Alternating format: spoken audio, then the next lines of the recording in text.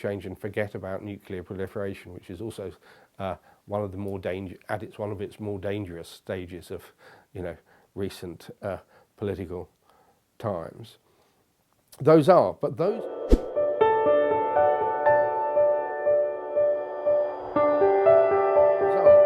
challenges require, as do many of the challenges that face democracy, increased global regulation, increased global regimes of regulating state conduct. We need, as it were, more cooperation between states, and one would hope that democratic states would take the lead in generating those greater forms of international cooperation, because all sorts of issues, from, as it were, tax evasion, which is a kind of very serious problem for much of the developing world, but also for much of the developed world in terms of the resources that states are losing through corporate and other forms of tax evasion, require international action and international cooperation.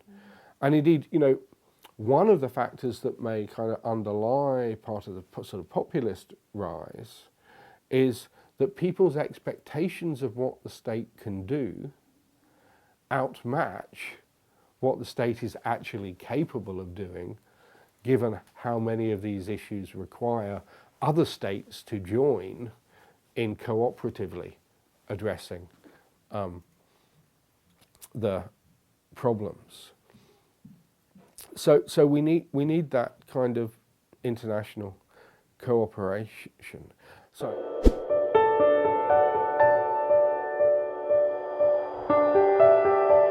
think that the point here is that, populist anti-pluralist politics really kind of works with a rhetoric of fear.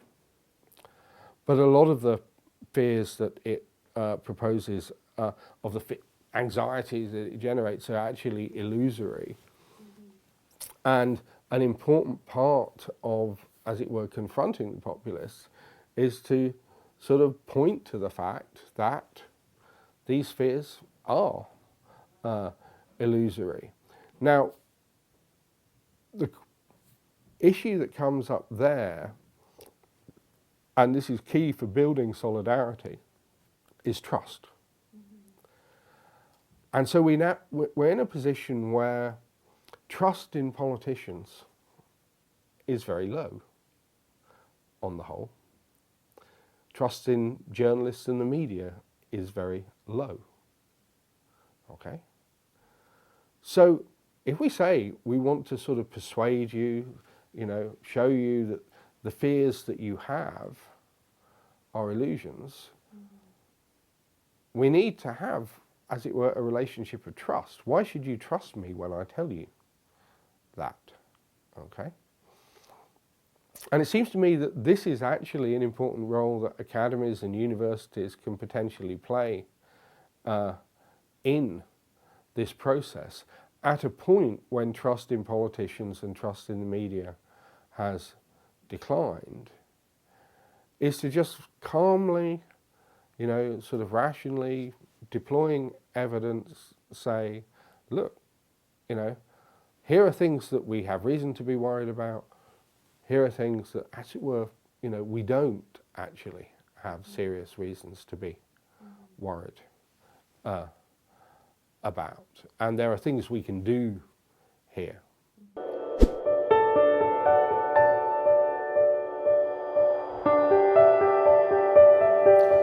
And I think that the importance of kind of civic engagement by academics and other citizens is that, the more we kind of engage with each other in these kind of problems, the more we realize that we have more capacities than we think for dealing with them.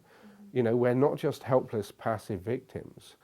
And, populism does appeal to people who potentially experience themselves as powerless and think, okay, here's a way in which we can exercise agency. And, we want to say, well, no, you're not as powerless as you think, okay? And the lesson of 15M, the lesson of, Indignados, the lesson of Occupy and various other groups is actually, you have more agency than you think.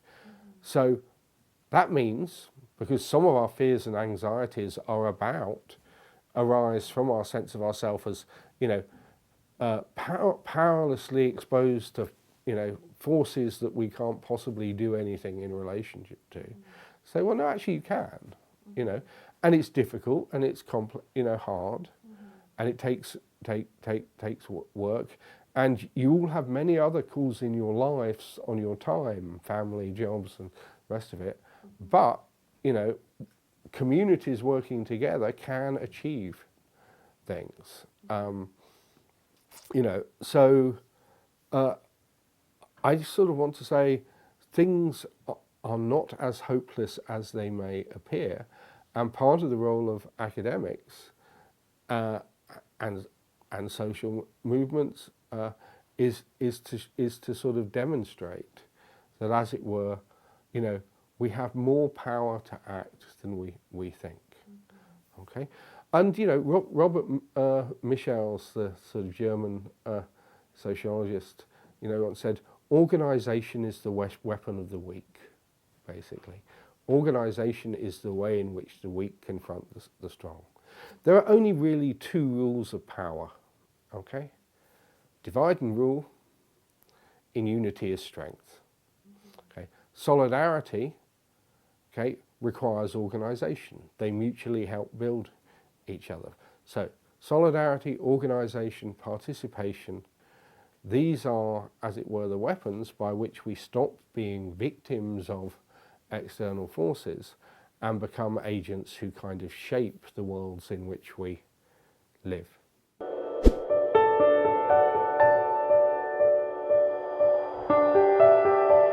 Okay, so I think it's a really important part of addressing the problem of democracy today, that's not something that can happen purely internal to the state.